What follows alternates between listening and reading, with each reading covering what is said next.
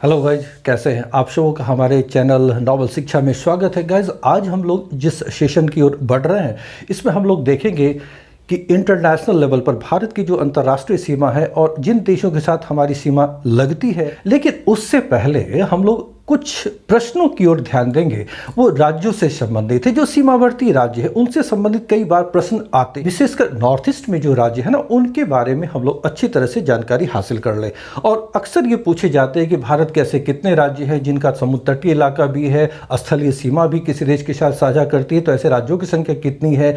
Myanmar के साथ जो छोटे छोटे राज्य जो 7 सिस्टर्स के नाम से कहलाते हैं, जो नॉर्थ ईस्ट के राज्य, उसको अच्छी तरह से आप ध्यान में रखिए। इसके अलावा लैंड लॉक्ड स्टेट्स कौन कौन से हैं, भू आविष्ठित राज्य कौन कौन से हैं, उनके संदर्भ में हम लोग देखेंगे कि भारत में भू आविष्ठित राज्य किसे कहा जाता है। सामान्य अवधारणा है, भू आविष्ठित का मतलब लैंड लॉक्ड पूरी तरह, ठीक है। जैसे हम लोग लैंड लॉक्ड कंट्रीज के बारे में जानते हैं, तो वैसे ही हम लोग देखेंगे कि भारत में लैंड लॉक्ड स्टेट्स कौन कौन सा है। इस संबंध में थोड़ा सा अपनी जो अवधारणा है उसको स्पष्ट कर ले, क्लियर कर ले। फिर हम लोग बारी बारी से उन देशों के साथ जो हमारे पड़ोसी मुल्क हैं, उनके साथ जो हमारे संबंध है उन पर हम लोग फोकस करेंगे। जो जियोपॉलिटिकल इश्यूज है उस पर हम लोग ध्यान देंगे। और आज पाकिस्तान के संबंध में हम लोग जानकारी हासिल करेंगे। उसके साथ जो हमारी सीमा लगती है वो 3 प्रकार की है, वो कौन कौन सी है, ठीक है। और फिर विस्तार से पूरा इतिहास हम लोग नेक्स्ट सेशन में हम लोग उसे देखेंगे। ओके गाइस, मैं हूं राजीव और आप देख रहे हैं नॉवल शिक्षा। चलिए शुरू करते हैं।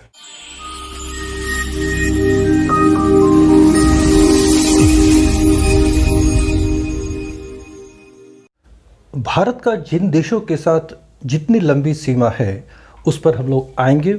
इससे पहले हम लोग कुछ इंपॉर्टेंट क्वेश्चंस की ओर ध्यान दें जो सीमावर्ती राज्यों से संबंधित है। अक्सर ये प्रश्न पूछे जाते हैं, तो पहले हम उन राज्यों की स्थिति पर ध्यान दे लें। फिर हम लोग देखेंगे कि भारत के जो पड़ोसी देश हैं और जिन देशों के साथ भारत की जितनी लंबी सीमा रेखा है उस पर हम लोग गौर करेंगे। सीमावर्ती राज्यों के संदर्भ में उन प्रश्नों को देखें जो अक्सर एग्जाम में पूछे जाते हैं, ठीक है ना।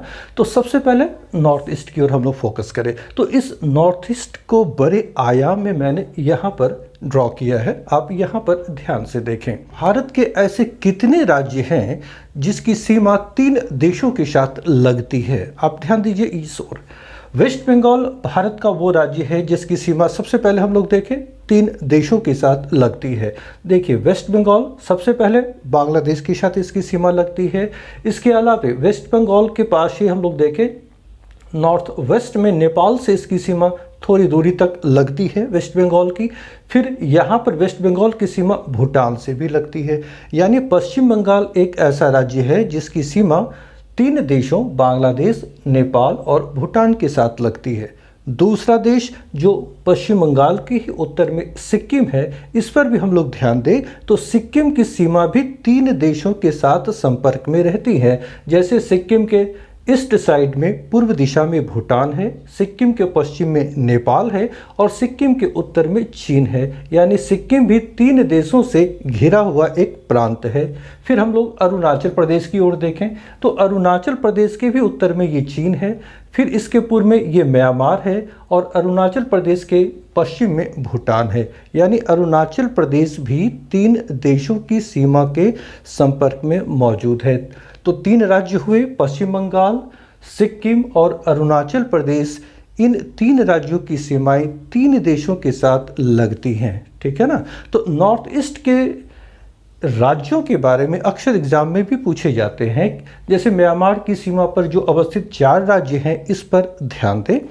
तो अक्सर ये पूछा गया है कि म्यांमार की सीमा से लगने वाले राज्यों का सही क्रम उत्तर से दक्षिण अथवा दक्षिण से उत्तर की ओर क्या है। तो यहाँ पर आप क्रम जरूर ध्यान में रखेंगे कि सबसे नॉर्थ में अरुणाचल प्रदेश का बाउंड्री म्यांमार के साथ लगती है, इसके पश्चात नागालैंड है, फिर मणिपुर है और मिजोरम है। ये नॉर्थ से साउथ की ओर ये क्रम से 4 राज्य हैं। और सबसे लंबी सीमा यहाँ पर ध्यान दें अरुणाचल प्रदेश की है जो म्यांमार से लगती है। अगर आपसे ये प्रश्न पूछ लिया जाए कि वो राज्य कौन सी है जिसकी सबसे लंबी सीमा म्यांमार से लगती है या सबसे अधिक लंबी स्थलीय सीमा म्यांमार के साथ लगती है, तो वो राज्य है अरुणाचल प्रदेश। ठीक है, ये क्रम याद रखेंगे, अरुणाचल प्रदेश, नागालैंड, मणिपुर और मिजोरम।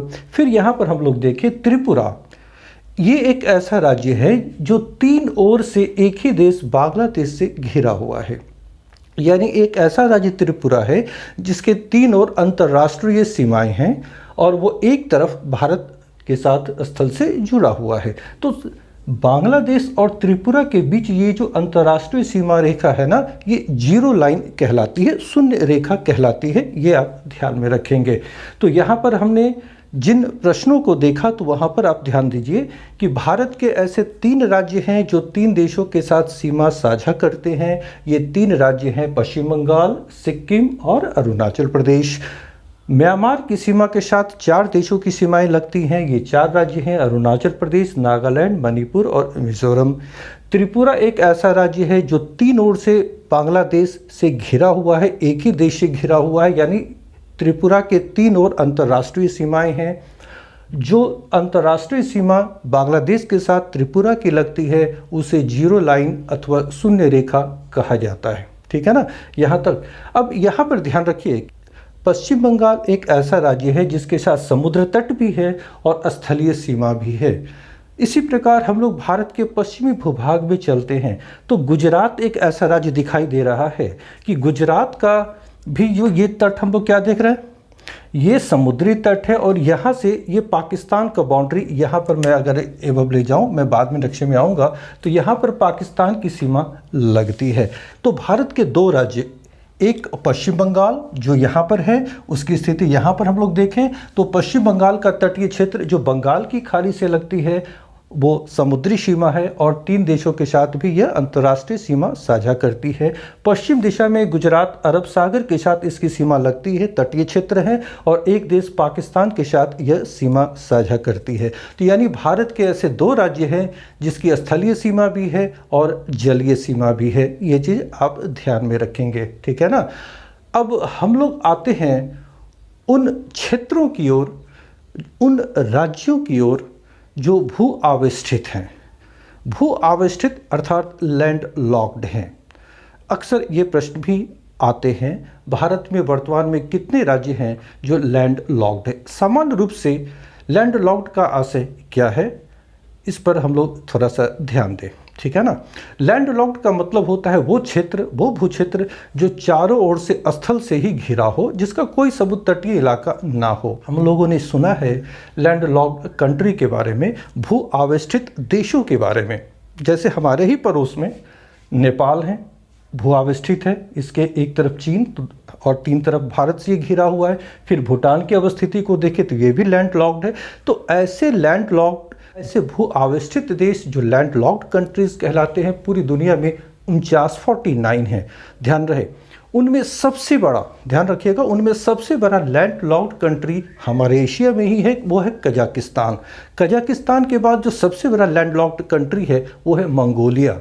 मैं यहाँ पर इसलिए कंपेयर कर रहा हूँ ताकि आप वर्ल्ड लेवल पे भी समझते हुए चले कि लैंड लॉक्ड कंट्री कौन कौन से हैं, और फिर हम लोग देखेंगे कि भारत में लैंड लॉक्ड स्टेट्स कौन कौन से हैं और उसका आशय क्या है। ठीक है ना। तो विश्व भर में मैंने क्या कहा, 49 कंट्रीज ऐसे हैं जो लैंड लॉक्ड है, जिनमें दो बड़े कंट्रीज जैसे हमारे यहाँ कजाकिस्तान एशिया में है जो सबसे बड़ा लैंड लॉक्ड कंट्री है, फिर मंगोलिया है। इसके पश्चात अगर हम लोग देखें अफ्रीकी कंट्री चाड और नाइजर, ये टॉप 4 कंट्रीज वर्ल्ड के हैं जो लैंड लॉक्ड हैं।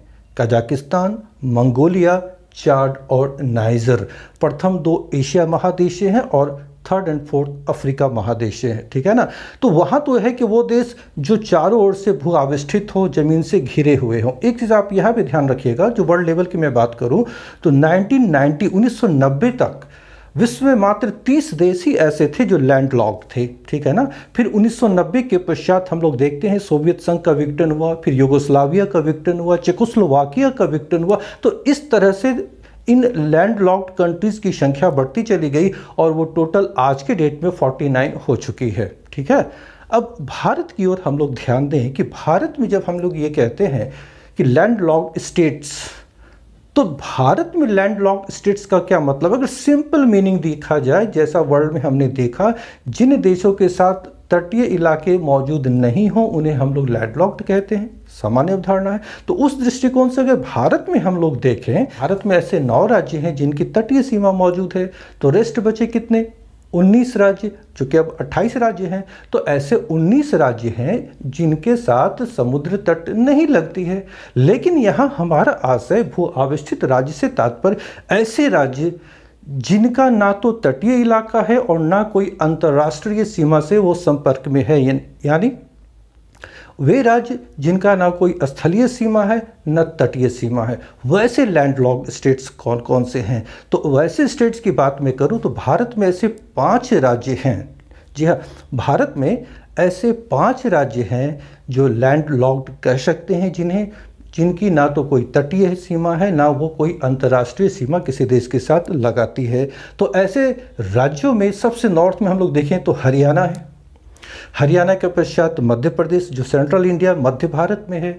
मध्य प्रदेश के अलावे छत्तीसगढ़ है, झारखंड है, तेलंगाना है। तो ऐसे 5 राज्य हैं, हरियाणा, मध्य प्रदेश, छत्तीसगढ़, झारखंड और तेलंगाना, जो लैंडलॉक्ड स्टेट्स कहलाते हैं। ठीक है, लैंडलॉक्ड जो स्टेट है, हर स्टेट के साथ कौन कौन से पड़ोसी राज्य हैं इस पर भी आप ध्यान देंगे, क्योंकि ये भी अगर एग्जाम में पूछ दिया जाए कि भारत में सबसे बड़ा लैंडलॉक्ड स्टेट कौन सा है, फिर अगर नाम दे दिया जाए कि उस राज्य के चतुर्दिक किन राज्यों का फैलाव है, या फिर से नाम देकर पूछ दिया जाए कि किन राज्यों से यह घिरा हुआ है। ठीक है, तो ये प्रश्न जब आए तो ये पूरी तरह भारतीय मानचित्र पर आधारित है। अगर हम मानचित्र को ध्यान से देखेंगे तो ये बहुत आसानी से क्लियर हो जाएगा। ठीक है ना, तो हम लोग जरा सा उसकी ओर देखते हैं।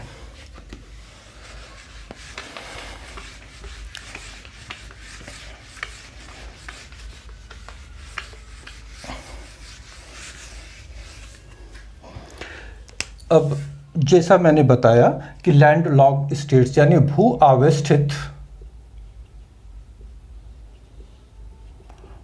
आवेष्टित राज्य कौन कौन से हैं। ठीक है ना, तो जैसा कि मालूम है कि भारत में ऐसे 5 राज्य हैं जो भू आवेष्टित हैं। वे कौन कौन से हैं? तो पहला है हरियाणा। ठीक है, हरियाणा। उसके पश्चात दूसरा मध्य प्रदेश।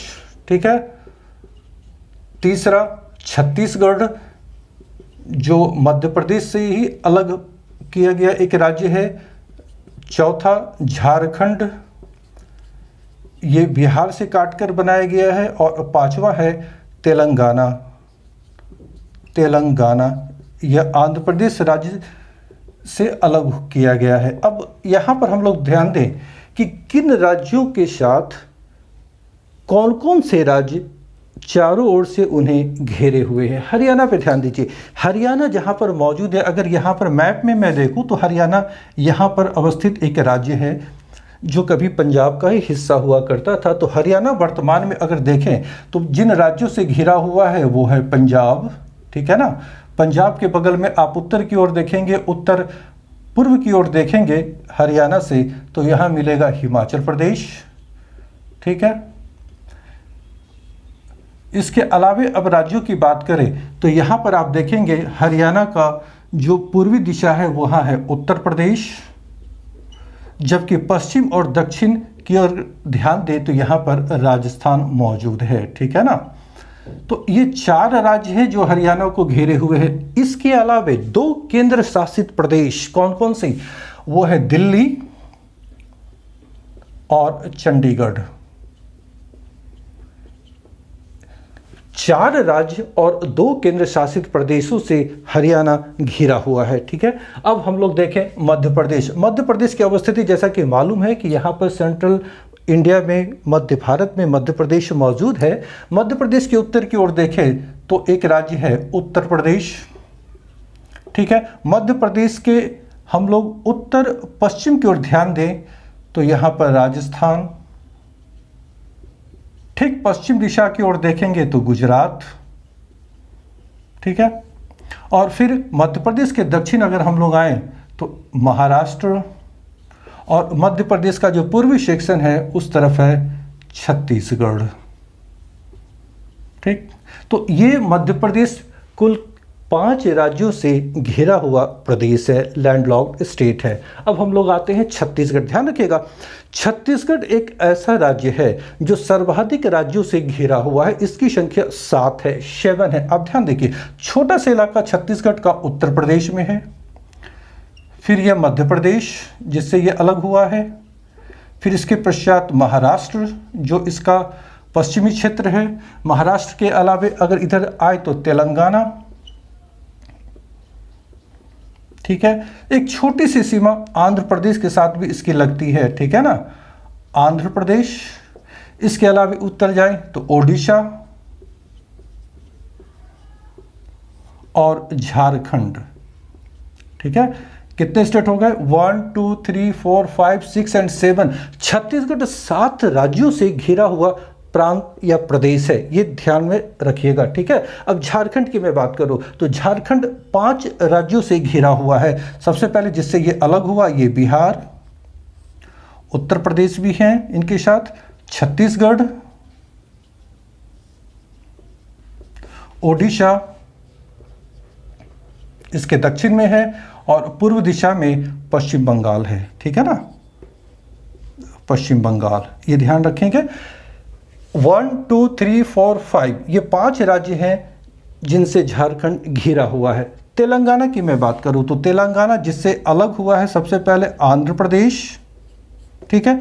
आंध्र प्रदेश के बाद हम लोग अगर देखें जिसके साथ ये जुड़ा हुआ है तो वो है कर्नाटक, ठीक है।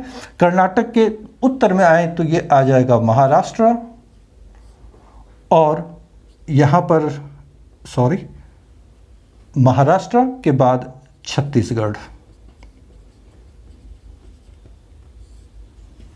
इन 4 राज्यों से तेलंगाना घिरा हुआ है। तो आप ध्यान रखेंगे, अगर ये पूछा जाता है कि भारत में लैंडलॉक्ड स्टेट्स कितने हैं जिनका ना तो समुद्र तटीय इलाका है ना कोई अंतर्राष्ट्रीय सीमा वो साझा करती है, तो ऐसे राज्यों की संख्या 5 है।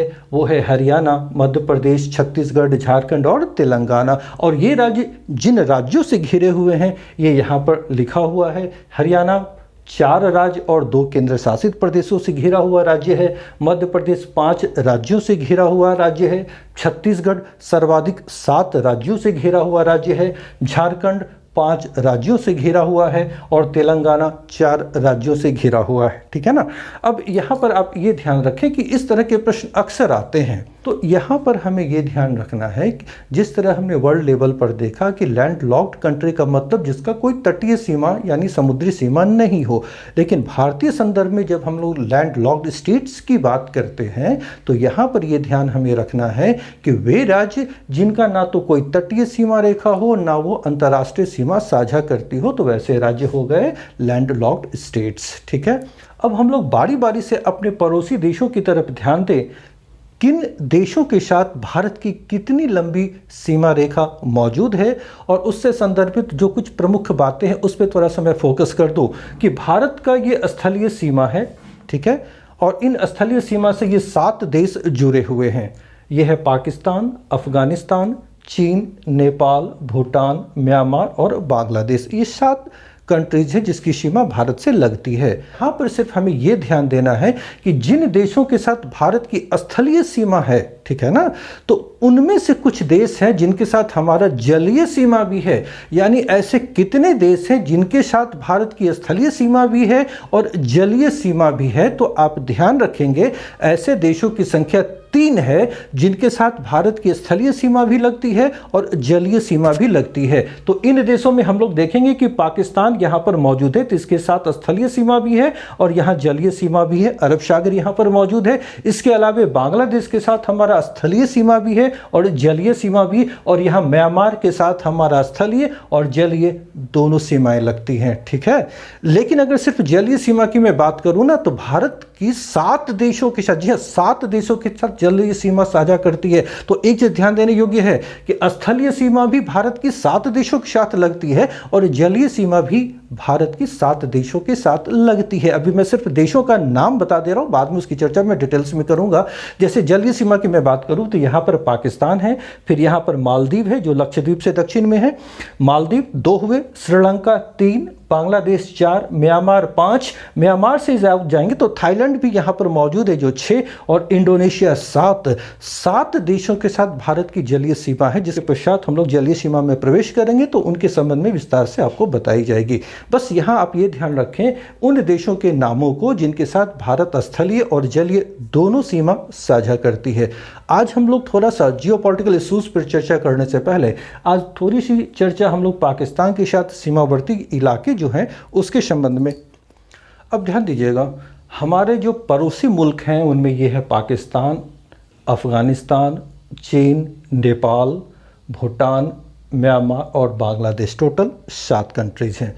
और सभी देशों की सीमाओं पर हम लोग ध्यान दें तो पाकिस्तान के साथ जो हमारी सीमा लगती है, मैं यहाँ बारी बारी से लिखता चलूँ, पाकिस्तान, इसके साथ जो हमारी सीमा लगती है वो 3323 किलोमीटर है। ठीक है, 3323 किलोमीटर। ठीक है, फिर इसके पश्चात हम लोग देख रहे हैं अफगानिस्तान। अफगानिस्तान के साथ जो हमारी सीमा लगती है वो कितनी है, 106 किलोमीटर। चीन के साथ जो हमारी सीमा लगती है वो है 3488 किलोमीटर, 3488 किलोमीटर। नेपाल के साथ जो हमारी सीमा लगती है वो है, टोटल लंबाई कितनी है, 1751 किलोमीटर। फिर हम लोग देखें भूटान के साथ। ठीक है, भूटान के साथ जो हमारी अंतर्राष्ट्रीय सीमा है, ध्यान दीजिएगा भूटान का मैंने ऊपर लिखा है 699, यानी लगभग 700 हो गए, 699 किलोमीटर। इसके पश्चात म्यांमार।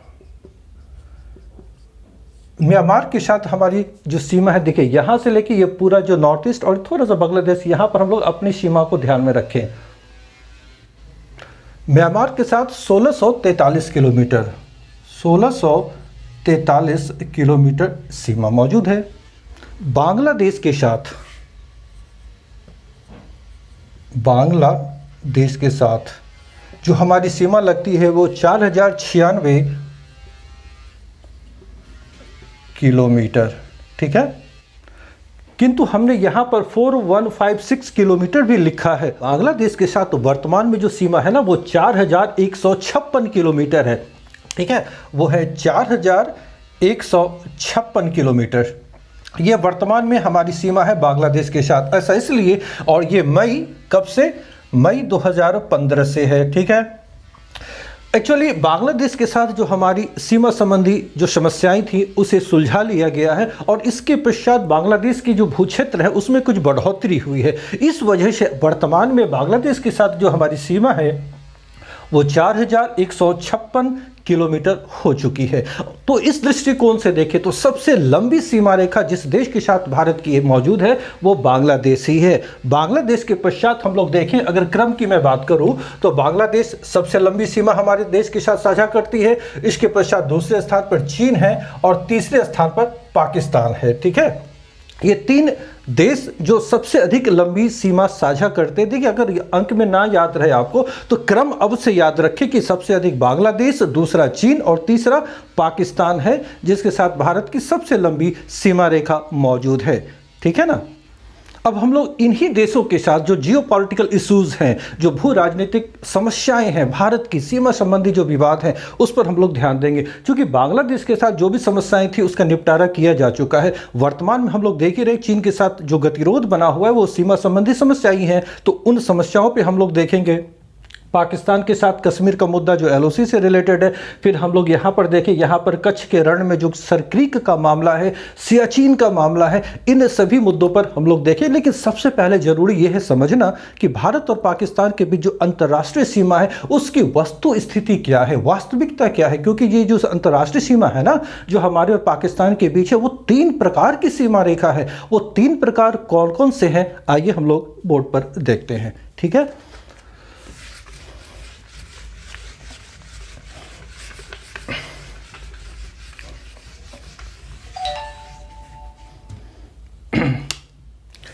देखिए, ये जो सीमा रेखा है ना पाकिस्तान की, अब यहाँ पर हम लोग ध्यान दे लें कि पाकिस्तान के साथ जो हमारा कश्मीर को लेकर मुद्दा बना हुआ है, वो एक्चुअली ये स्थिति आप ध्यान में रखिए, ये LOC है जो पाकिस्तान के साथ हमारी सीमा है। यहाँ पे ध्यान रखिएगा, ये वो क्षेत्र है जम्मू कश्मीर के इलाके का, वर्तमान में मैं कह सकता हूँ लद्दाख और जम्मू कश्मीर जो यूनियन टेरिटरी है उस इलाके का, जिस पर पाकिस्तान ने अवैध कब्जा किया हुआ है, ठीक है ना, इलीगल है। तो उस कब्जे के पश्चात ये जो LOC है, यहाँ पर पूरी इतिहास आपको बताई जाएगी।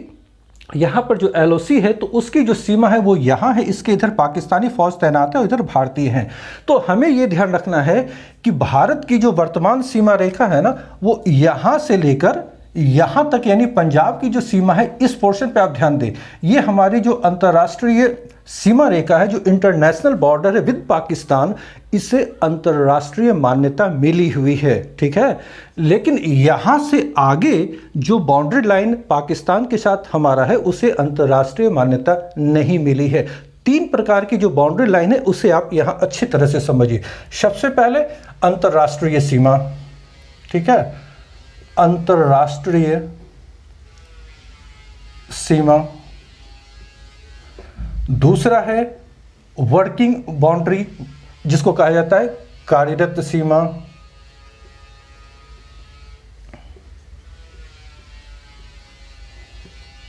और तीसरी है LOC, line of control, LOC, जिसे हम लोग कहते हैं क्या है, नियंत्रण रेखा।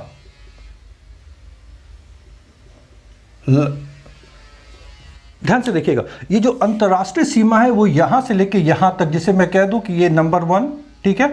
यहां पर एक थोड़ी सी दूरी है जो नंबर 2, और ये नंबर 3, 1, 2 एंड 3, ये 3 सीमा रेखा पाकिस्तान के साथ, उसे आप समझ लें, ठीक है ना।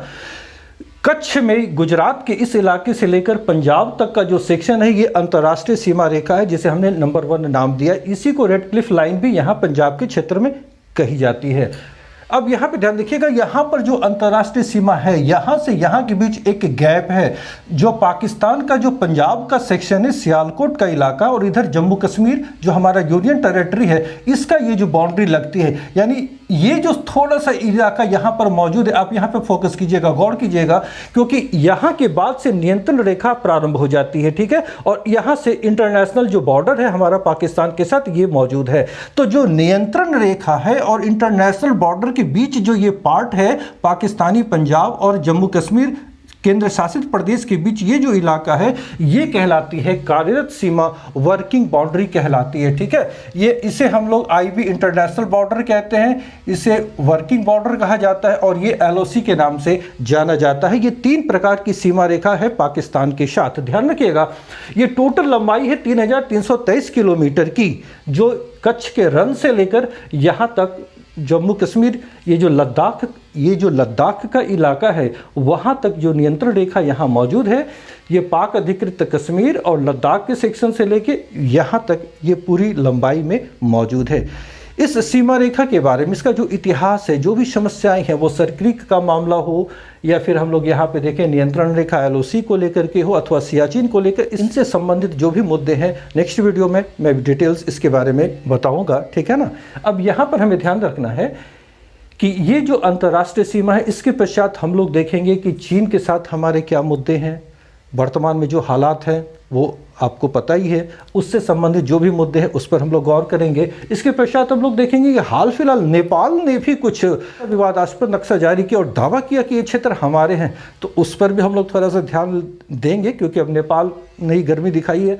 तो अब नेपाल के बाद थोड़ा सा बांग्लादेश की भी हम लोग चर्चा करेंगे कि वो समस्याएँ क्या थी और वो उसको कैसे सुलझाया गया, ठीक है, वो जो स्थिति है। तो एक्चुअली मुख्य रूप से जो सीमावर्ती देश है, उनके साथ जो हमारा भू राजनीतिक जो संबंध है, चाहे वो विवाद का हो या दोस्ताना हो, उन मुद्दों पर हम लोग ध्यान देंगे। इसलिए बारी बारी से प्रत्येक प्रश्न को हम लोग अगर समझते हुए चले, तो एग्जाम में किसी भी तरह का प्रश्न कहीं से भी पूछा जाए, बड़े आराम से हम लोग जवाब दे सकते हैं। गाइज, आप लोगों से मेरा ये रिक्वेस्ट है कि अगर आपको हमारे वीडियोज़ पसंद आते हो, आपको लगता है कि सर का वीडियो देखने से हमें कुछ जानकारी मिल रही है, इसमें बढ़ोतरी हो रही है, तो लाइक करना आप ना भूलें, और जो नए हैं आप सब्सक्राइब भी करें। मैं ये दावे के साथ कहता हूँ कि अगर आप कंटिन्यू हमारी शुरुआत से लेकर जो बिल्कुल कंटिन्यू क्रम से आ रहे हैं वीडियोस, ठीक है ना, उसको आप वॉच करेंगे, देखेंगे, तो फिर ज्योग्राफी से संबंधित आपको कहीं जाने की आवश्यकता नहीं पड़ेगी। सारी जानकारी आपको मिल चुकी होगी। अगर आप इसे पॉज करके या स्क्रीनशॉट लेकर उसे आप नोट भी करते चलोगे ना, तो आपके लिए बहुत आसान होगा, सारा नोट्स भी प्रिपेयर हो जाएगा, ठीक है। और बार बार अगर आप इस वीडियोस को देखते हैं तो बिल्कुल क्लियर होगा। हर चीज़ जो बारीकी है मैं खुद शेयर करता हूँ। और अगर आपके पास कोई प्रश्न हो, इनसे रिलेटेड कोई जानकारी हो जो समझ में नहीं पाते, प्लीज़ आप लोग हमें मैसेज करें, हमें बताएं, कमेंट बॉक्स में मैसेज करें और पूछें हमसे, ताकि आपके सामने जो भी समस्याएं हो उसे मैं सॉल्व कर सकूं। तभी आपकी तैयारी पूर्ण हो सकेगी। झिझके नहीं, जो भी प्रश्न हो आप कमेंट बॉक्स में करें और हमें पूछें, उसको मैं नेक्स्ट वीडियोज़ में बताने का निश्चित रूप से प्रयास करूँगा। Okay, thank you.